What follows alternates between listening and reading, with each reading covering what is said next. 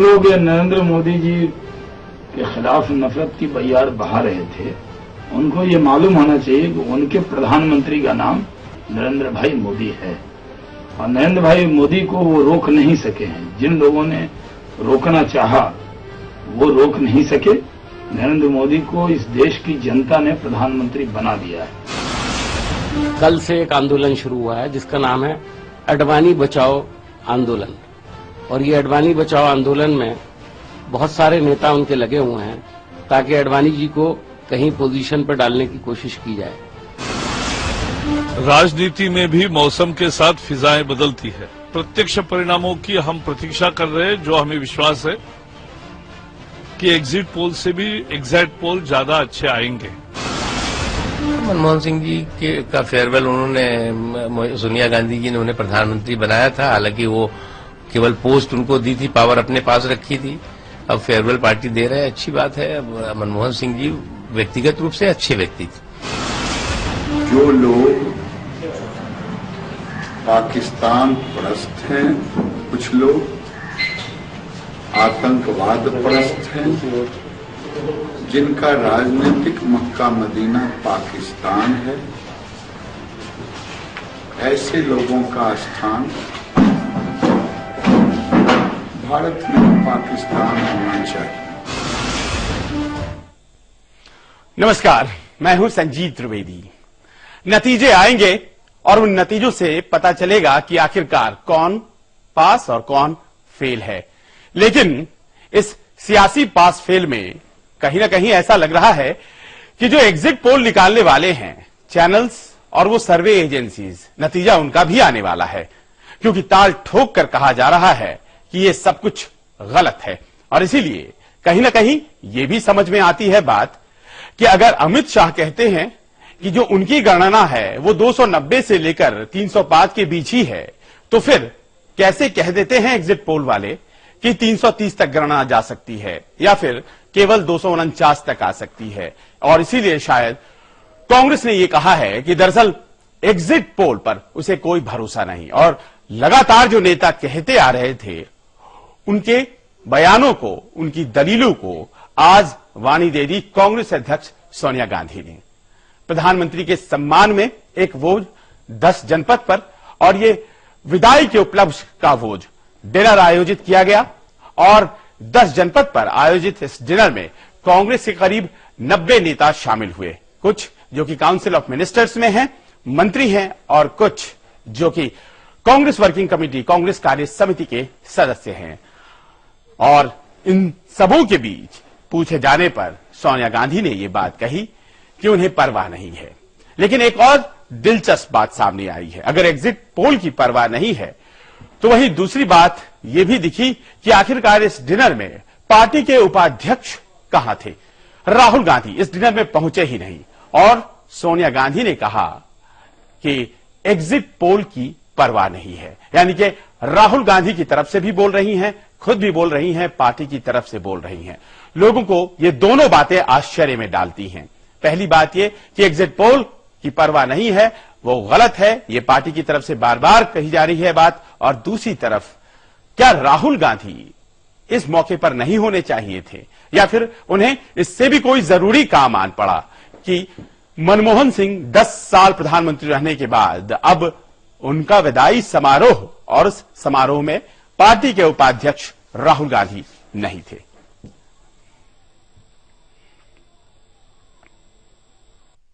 प्रधानमंत्री जी को सोनिया जी ने सम्मान किया और उनको प्रशस्ति पत्र दिया। उनका जो कार्यकाल था उसकी कार्य की सराहना की। नहीं, कोई भाषण वाषण कुछ नहीं हुआ। राहुल जी नहीं, भाषण वगैरह कुछ नहीं किया।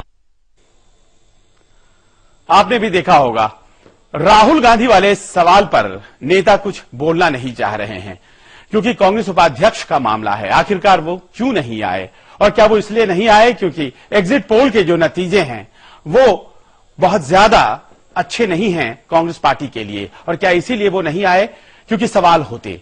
लेकिन बात जो भी हो, राहुल गांधी नहीं थे। और साथ ही साथ दूसरी बात भी सोनिया गांधी ने कही है, और उन्होंने कही है कि दरअसल जहां एग्जिट पोल पे हमें भरोसा नहीं है, वहीं दूसरी तरफ हम क्षेत्रीय दलों से भी बातचीत कर रहे हैं और उनसे भी हम समझने की कोशिश कर रहे हैं कि चुनाव के बाद जो स्थितियां उत्पन्न होती हैं, तो उन स्थितियों में क्या मिलजुल करके एक बार फिर से सरकार बनाई जा सकती है। यानी कि वो जो यूपीए 3 की अवधारणा बार बार कांग्रेसी करते आए हैं, क्या वो संभव है। और इस सच्चाई को कहीं न कहीं, इसकी गुंजाइश को टटोलने की कोशिश सोनिया गांधी और दूसरे वरिष्ठ नेता कर रहे हैं। वहीं भारतीय जनता पार्टी के वरिष्ठ नेता क्या कर रहे हैं, वो कांग्रेस से भी आगे निकल गए हैं और उन्होंने तो कैबिनेट तक कहीं न कहीं अपनी बात को पहुंचा दिया। आखिर कौन होंगे कैबिनेट में, ये चर्चा है और इसके बारे में हम आपको बताएंगे। लेकिन नतीजे आने से पहले ही राजनीतिक गतिविधियों का अचानक केंद्र दिल्ली के बजाय गांधीनगर हो गया है, ऐसा लगता है। और प्रचार खत्म करने के बाद नरेंद्र मोदी गांधीनगर में डटे हुए हैं। आपको याद होगा जिस दिन प्रचार खत्म हुआ था, वो दिल्ली आए थे, संघ के नेताओं से उनकी मुलाकात हुई थी, मोहन भागवत जी से मुलाकात हुई थी और उसके बाद से मोदी जी चले गए गांधीनगर और गांधीनगर में ही डटे हुए हैं। और बीजेपी के तमाम बड़े नेता वहीं जाकर उनसे मुलाकात कर रहे हैं और आगे की रणनीति पर चर्चा कर रहे हैं। और इसी कड़ी में आज आप तस्वीरों में जैसे देख रहे हैं, बीजेपी के 3 बड़े दिग्गज राजनाथ सिंह, पार्टी अध्यक्ष नितिन गडकरी और अरुण जेटली नरेंद्र मोदी से मिलने गांधीनगर पहुंचे और घंटों बातचीत की। मंथन बताया जाता है कि इस बात को लेकर चल रहा है कि बदले हालात में पार्टी के जो वरिष्ठ हैं, आखिरकार उनकी भूमिका क्या रहेगी। अब बदले हालात से मतलब क्या है, बदले हालात से मतलब यह कि अगर हम सरकार बनाते हैं तो पूर्व उप प्रधानमंत्री लाल कृष्ण आडवाणी, उनकी भूमिका क्या होगी। और मुरली मनोहर जोशी, जो 1980 के दशक में कहा जाता था कि त्रिमूर्ति हैं, आडवाणी, वाजपेयी और मुरली मनोहर जोशी, उनकी भूमिका क्या रहेगी और क्या उन्हें मंत्रिमंडल में जगह दिया जा सकता है और क्या उन्हें मंत्रिमंडल में जगह नहीं दिया जा सकता है। इन सब के बीच संघ के सूत्रों के हवाले से खबर आई है कि 18 मई से राष्ट्रीय स्वयंसेवक संघ के तमाम बड़े नेता भी दिल्ली में ही मौजूद रहने वाले हैं। चाहे बात मोहन भागवत की हो, सुरेश सोनी को हो, सुरेश जोशी की हो, दत्तात्रेय होसबोले की हो, ये सभी नेता दिल्ली में जो केशव कुंज है, करोल बाग स्थित कार्यालय, वहां रहेंगे। लेकिन ये जो सवाल खड़े किए गए हैं कि आखिरकार क्या भूमिका रहने वाली है आडवाणी जी की, क्या भूमिका रहने वाली है जोशी जी की, क्या भूमिका रहने वाली है सुषमा स्वराज की, ये तमाम ऐसे सवाल हैं जिस पर मंथन चल रहा है और एक तरह से कैबिनेट को आकार देने की कोशिश की जा रही है गांधीनगर में, भले ही नतीजे आने में अभी देर है। गांधीनगर जब रवाना हो रहे थे गडकरी, तो गडकरी और राजनाथ सिंह उसके पहले आज अचानक दिल्ली में सुषमा स्वराज के घर पहुंच गए उनसे मिलने। और यहां यह भी दिगर है कि सुषमा स्वराज अभी तक अलग थी, अलग थलग पड़ी हुई थी, जहां तक सवाल पार्टी अफेयर्स का था। लेकिन अचानक गांधीनगर से पहले वो मुलाकात करने पहुंचे सुषमा स्वराज से और उन्हें कहा कि आप भी गांधीनगर चलिए और मोदी जी को शुभकामनाएं दीजिए। लेकिन यह भी गया कि संभावनाओं में कि सरकार में सुषमा के लिए अहम भूमिका वो चाह रही हैं और क्या उसकी संभावना नहीं है और क्या वो इसलिए नाराज चल रही हैं, ये तमाम अटकलें आनी शुरू हो गई हैं। लेकिन गांधीनगर न जाकर भोपाल पहुंच गई सुषमा स्वराज, क्योंकि उन्होंने कहा कि उनका प्रोग्राम जो था वो पहले से लगा हुआ था और उनकी कोई नाराजगी नहीं है। भोपाल पहुंचकर उन्होंने ये बात स्पष्ट किया और कहा कि मैं किसी भी तरह से अपसेट नहीं हूं, नाराज नहीं हूं। लेकिन आज गांधीनगर जाने के पहले सुषमा स्वराज से इन दोनों नेताओं की मुलाकात और फिर उनसे आग्रह करना कि चलिए आप गांधीनगर चलिए, पहले ये कार्यक्रम में नहीं था लेकिन अब फिर से शामिल करने की कोशिश और सुषमा जी का भोपाल चले जाना, अपने आप में बातें धीरे धीरे कुछ समझ में आ रही हैं। एक धारा सी बन गई है जिसमें एक तरफ है चौकड़ी नरेंद्र मोदी की, गडकरी की, राजनाथ सिंह की और अरुण जेटली की, और दूसरी तरफ त्रिकोण है जिसमें एक तरफ है आडवाणी, दूसरी तरफ जोशी और तीसरी तरफ सुषमा स्वराज। और क्या ये तीनों हाशिए पर है आज की तारीख में, बात ये समझ नहीं आ रही। राजनाथ जी और नितिन जी के मेरी मुलाकात के बारे में जो कयास लगाए जा रहे हैं वो बिल्कुल गलत हैं। नितिन जी और राजनाथ जी मुझसे मिलने आए थे, ये केवल शिष्टाचार भेंट थी। चुनाव परिणामों से पहले हम सब एक दूसरे से मिलना चाहते थे। जब उन्हें ये पता चला कि मैं आज भोपाल जा रही हूँ और कल वहाँ नहीं होंगी, तो वो दोनों मिलने आ गए। 11 बजे नितिन जी आए, 11:15 बजे राजनाथ जी आए। बिल्कुल रूटीन शिष्टाचार भेंट थी और कोई दूसरी बात उसमें नहीं थी। ऐसी मुलाकातें चुनाव के दौरान तो कतई नहीं हुई, प्रचार के दौरान भी नहीं हुई। सुषमा स्वराज, लोगों ने कहा, प्रचार के दौरान तो जैसे गायब ही थी। वो चुनाव लड़ी विदिशा से और उसके बाद ऐसा लगा जैसे उनका कोई पार्टी में इस्तेमाल ही नहीं है। तो क्या कुछ रणनीति की तरह ऐसा किया जा रहा था? और क्या ये नाराजगी के तौर पर सुषमा स्वराज के मिजाज में दिखाई पड़ रहा है? और ऐसे में ये भी सवाल उठने लगे हैं कि क्या वैसे नेता जो नरेंद्र मोदी से जरा दूर हैं, उन्हें किनारे किया जा रहा है? सवाल यह भी उठ रहा है कि क्या सुषमा स्वराज, लालकृष्ण आडवाणी, मुरली मनोहर जोशी जैसे नेताओं की श्रेणी में वैसे नेता हैं, इन तीनों नेता के अलावा कुछ और, जो जरा मोदी जी से दूर ही हैं और इस दूरी का उन्हें खामियाजा भुगतना पड़ सकता है, क्योंकि कहा यह जा रहा है कि 4 नेता सब कुछ तय कर रहे हैं और जिसमें शीर्षस्थ हैं नरेंद्र मोदी, जाहिर तौर पर बीजेपी के पीएम पद के प्रत्याशी, और उसके बाद राजनाथ सिंह पार्टी अध्यक्ष, पूर्व अध्यक्ष नितिन गडकरी, और उसके बाद राज्यसभा में विपक्ष के नेता अरुण जेटली। और इन नेताओं के अलावा जो कोर टीम बनी है और कोर कमिटी जिसे बोला जाता है, उसमें कोई और नहीं है। और क्या सुषमा जी, आडवाणी जी, जोशी जी नाराज हैं? क्या संघ को इस बात का पता चला है? और आने वाले दिनों में पता चलेगा कि आखिरकार किस तरह से संघ इन समस्याओं से डील करता है, या फिर मोदी अपने ही स्तर पर इसे सुलझा लेते हैं। मेरा ये मानना है कि पिछले 2 दिनों से शायद एक आंदोलन चल रहा है भारतीय जनता पार्टी में, जिसका नाम है अडवाणी बचाओ आंदोलन। चूंकि अडवाणी जी के नाम पर भारतीय जनता पार्टी को बहुत कुछ सुनना पड़ा है, और जिस तरह से उनकी दुर्गत बनाई है अडवाणी जी की, मुरली मनोहर जोशी जी की, सुषमा जी की, जो अपने सीनियर लीडर्स के साथ इन्होंने किया है, अब शायद उसको कुछ रिपेयर करना चाहते हैं। कांग्रेस को ये चुटकी लेने का मौका जो मिल रहा है, वो क्या इसीलिए कि अभी बीजेपी में मोदी, राजनाथ, जेटली और गडकरी का ही बोलबाला बच गया है? और ये सवाल अपने आप में महत्वपूर्ण है, जिसका जवाब आने वाला वक्त बताएगा, क्योंकि यही 4 नेता कहा जा रहा है कि चीफ नेगोशिएटर के तौर पर सामने आए हैं। नितिन गडकरी और बहुत करीबी हैं अरुण जेटली के नरेंद्र मोदी, और पार्टी अध्यक्ष चूंकि राजनाथ सिंह हैं, तो ये 3 मिलकर आखिरकार तय कर रहे हैं कि आने वाले दिनों में अगर सरकार बनाने का मौका मिलता है तो उस सरकार की रूपरेखा कैसी रहने वाली है।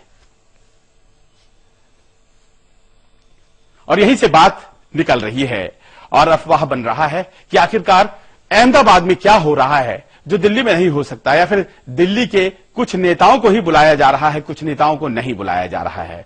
और जो खबरें हैं उसके अनुसार एक कैबिनेट के आकार को गठित किया जा रहा है वहां पर, और कुछ संभावित नाम है जो हम आपको भी दिखाते हैं कि कैबिनेट में आखिर अरुण जेटली अगर होते हैं तो उन्हें वित्त दिया जा सकता है, राजनाथ सिंह को रक्षा या गृह, Amit Shah prime minister's office में राज्य मंत्री एमओएस पीएमओ होंगे, सुषमा स्वराज को गृह, रक्षा या विदेश, नितिन गडकरी को रक्षा मंत्रालय दिया जा सकता है, रविशंकर प्रसाद को कानून मंत्रालय, और दिल्ली मेट्रो के पूर्व अध्यक्ष ई श्रीधरन रेल राज्य मंत्री बनाए जा सकते हैं। और कहा यह जा रहा है कि नरेंद्र मोदी खुद अपने पास रेल मंत्रालय रखना चाहेंगे और इस तरह से वो भारतीय रेल का कायाकल्प करना चाहते हैं।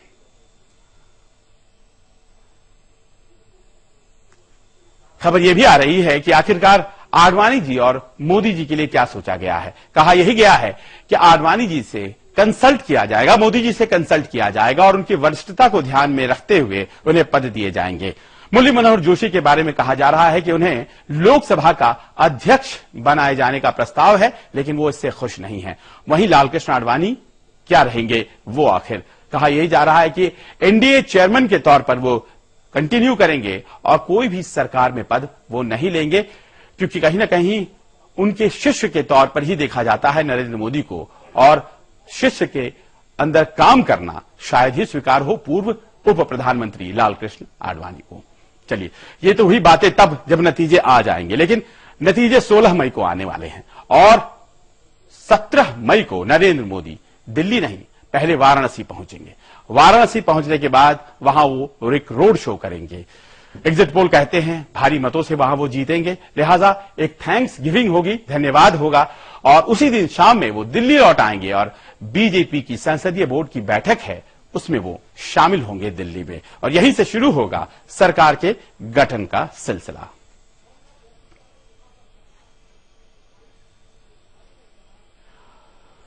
अब देखिए, एक तरफ तो बीजेपी दावा कर रही है कि 16 तारीख को सरकार बनाने के लिए उसे पूरे नंबर मिल जाएंगे, लेकिन पार्टी किसी भी दल को साथ लाने का कोई भी मौका नहीं गंवाना चाहती। पार्टी की ओर से कहा जा रहा है कि मजबूत सरकार के लिए कोई भी पार्टी अछूत नहीं है, और अगर हमारे पास संख्या है तो भी हम सबों को बुलाएंगे और सबों को साथ लेकर चलेंगे। हमारे साथ आना चाहता है उसको साथ लेकर जाएंगे, जो विरोध करता है उसके विरोध के बावजूद, और जो हमको समर्थन देगा उसका लेने के लिए तैयार है। संपर्क में है किन्हीं पार्टियों के आप? देखो, ये बात तो कोई मीडिया से चर्चा नहीं होती। पहली बात यह कि इसके बारे में हमारा ब्रॉड अप्रोच है और सबको साथ में लेकर जाने की हमारी भूमिका है। ब्रॉड अप्रोच है और सबको साथ लेकर चलेंगे, तो वो कौन है जिनको चिन्हित किया जा रहा है कि वो साथ आ सकते हैं? AIADMK ने बीजेपी सरकार को समर्थन देने की संभावना से इनकार नहीं किया है। हालांकि पार्टी प्रमुख जयललिता अभी अपने सारे पत्ते नहीं खोल रही हैं। To be declared the day after tomorrow as eagerly as every other citizen of this country. There is nothing more that I can say at this juncture. Let us wait for the results to be declared and then I will give you my comments. Modi has been practical experience, etc., for 3 terms as chief minister, etc. In all probability, India needs a person of that caliber. So, Modi wave is already there. Whether one likes it or not, that is the ground reality. When BJP is nearing majority, she has to depend upon some state parties. In such a situation, I mean, Tamil Nadu, West Bengal, Orissa, and all these people will play a vital role. आपने देखा होगा जो बातें जयललिता इशारों में कह रही थी, उनके नेता मलयस्वामी ने करीब करीब स्पष्ट करके कह दिया। चुनाव नतीजे आने से पहले ही एग्जिट पोल के आंकड़े देखकर राजनीतिक दलों ने अपनी अपनी गोटियां सेट करनी शुरू कर दी हैं। झुकाव नरेंद्र मोदी की सरकार की तरफ है, लेकिन अभी अपना विकल्प खुला रखा है ये कहकर कि आप नतीजे तो पहले आ जाने दीजिए, अभी तो बातें चल नहीं रही हैं। लेकिन इस तरह के नेताओं में अगर एक तरफ AIADMK के नेता हैं, तो दूसरी तरफ बीजू जनता दल के नेताओं ने भी साफ तौर पर कह दिया है। और अभी चलिए आपको हम लिए चलते हैं राजनाथ जी क्या कह रहे हैं, क्योंकि बैठक अहमदाबाद में खत्म हो गई है। और अपने जितने भी NDA के एलाइज हैं उनसे भी मैं ये आग्रह करने वाला हूं कि वे लोग भी अपना समर्थन चूंकि पहले से दे चुके हमारे एलाइज हैं, इसलिए उनकी उपस्थिति में भी NDA के लीडर के रूप में उनका इलेक्शन हो जाए। तीन आपके तो सहयोगी और बढ़ने वाले हैं। एनसीपी ने भी सपोर्ट की बात करी है, बीजेडी ने भी सपोर्ट की बात करी, AIADMK जयललिता ने भी अभी तक अपने पत्ते नहीं खोले। माना जा रहा है कि ये सब भाजपा और NDA के साथ आएंगे, क्या मानते हैं? देखिए, NDA के जो हमारे एलाइज हैं, इसके अतिरिक्त इतने बड़े देश को चलाने के लिए जितने अधिक से अधिक लोगों का सहयोग प्राप्त होगा, NDA उसका स्वागत करेगा। गुजरात के सीएम के बारे में पार्लियामेंट्री बोर्ड की बैठक जब मैं बुलाऊंगा तब उस समय और 17 तारीख को वो बैठक करने का हमने फैसला किया। लाल के साथ भूमिका में, चूंकि वो लगातार कहीं न कहीं आडवाणी जी कैसे बड़े नेता हैं, किसकी क्या भूमिका होगी इस संबंध में जो हमारी पार्लियामेंट्री बोर्ड की बैठक होगी उसमें हम लोग विचार विमर्श करेंगे। आगे भी हम लोग अनौपचारिक तरीके से भी बैठेंगे और उसमें सबकी भूमिका के बारे में हम लोग फैसला करेंगे। आप और गडकरी दोनों सुषमा जी से मिले थे, तब ऐसी बातें हैं कि सुषमा जी ने अपने लिए सम्मानजनक हुद्दे की बात करी है, ऐसे सूत्रों से जानने मिला। क्या बात की है? क्या सम्मानीय हुद्दे? अरे नहीं, बिल्कुल नहीं। देखिए, मैं बता देना चाहता हूं कि हमारे भारतीय जनता पार्टी के जितने भी हमारे सीनियर कोलीग हैं, इसमें ऐसे लोग नहीं हैं जो कि अपने लिए किसी सम्मानजनक ओहदे की मांग करें। ये तो कभी कल्पना भी नहीं की जा सकती। यह सब सारी बेबुनियाद और निराधार खबरें हैं। राजन जी, एक सवाल ये है कि मान लीजिए अगर 272 का जो आंकड़ा है ये नहीं सो पाता है NDA, और ऐसी कंडीशन में क्या ऑप्शंस खुले रखे होंगे? क्योंकि कई बार दूसरे दल से सपोर्ट की बात भले आप कर रहे हैं, लेकिन क्या उनके सपोर्ट के लिए आप लोग या पार्टी पहला प्रश्न तो ये खड़ा होता है कि हम क्यों मान लें, क्योंकि जितने भी एग्जिट पोल के नतीजे आ रहे हैं, एग्जिट पोल के नतीजों से यह पूरी तरह से स्पष्ट हो चुका है कि बीजेपी NDA को क्लियर मेजॉरिटी मिलने जा रही है, इसलिए मानने का कोई प्रश्न नहीं है। नहीं, ऑप्शन का प्रश्न ही नहीं है सर। मैं बिल्कुल स्पष्ट कर देना चाहता हूं ये दो टूक शब्दों में कि हर कीमत पर नरेंद्र भाई मोदी ही प्रधानमंत्री बनेंगे। आरएसएस का जो सर्वे है उसमें एग्जिट पोल का जो सर्वे उससे बहुत कम सीटें दिखाई जा रही है। आरएसएस कभी अपना सर्वे नहीं कराता है।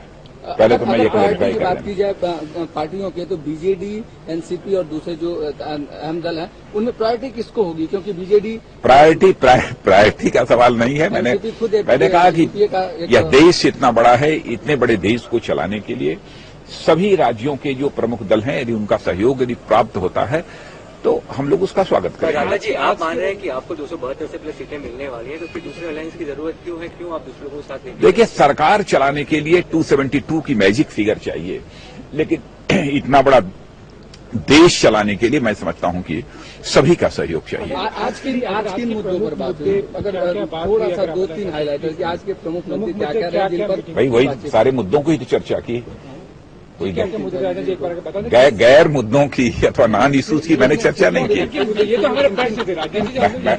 मैंने कहा ना कि मैंने उनसे कहा कि 16 को चुनाव परिणाम आ जाने के बाद 17 मई को आप दिल्ली पधारिए। उन्होंने कहा है कि नहीं, 17 तारीख को मैं दिल्ली आऊंगा और उसी समय पार्लियामेंट्री बोर्ड की बैठक बुलाई है। दिल्ली आएंगे, स्वाभाविक रूप से उनका स्वागत होगा। एनडीए चेयरपर्सन ने क्या 5 घंटे अपनी बात की, केवल एक इन्विटेशन के लिए तो आप नरेंद्र मोदी जी से मिले नहीं, इन्विटेशन मैंने प्रारंभ में ही कह चुका। पूरी बातचीत का जो ब्यौरा है वो एक लाइन में समेटा जा सकता है कि सरकार चलाने के लिए 272 का आंकड़ा चाहिए, लेकिन देश चलाने के लिए सबों का समर्थन चाहिए। आपने एआईएडीएमके की बातें सुनी। आपको बताते चले कि बीजेडी ने भी कहा है कि फिलहाल कोई बातचीत नहीं हो रही है, लेकिन संभावना से इनकार नहीं किया है कि आने वाले दिनों में मोदी सरकार को समर्थन दिया जा सकता है। और इस तरह से देखा यह जा रहा है कि लोगों को जोड़ने की कोशिश हो रही है। एआईएडीएमके, बीजेडी और कहा यह भी जा रहा है कि जनता दल यूनाइटेड के जो सदस्य जीतेंगे बात उनसे भी की जाएगी और जनता दल सेक्युलर कर्नाटक की पार्टी उनके जो सदस्य जीतेंगे उनसे भी बातचीत की जाएगी। यानी कि लाइनअप रेडी हो रही है। लेकिन आखिरकार ये सब क्यों हो रहा है? कहीं ऐसा तो नहीं है कि एक संशय है जो कहता है कि 272 से कम आंकड़े आ सकते हैं? क्योंकि खबर यह है कि आरएसएस ने एक सर्वे करवाया है। आपको हम वो दिखाएंगे, बस एक छोटा सा विराम ले लेते हैं।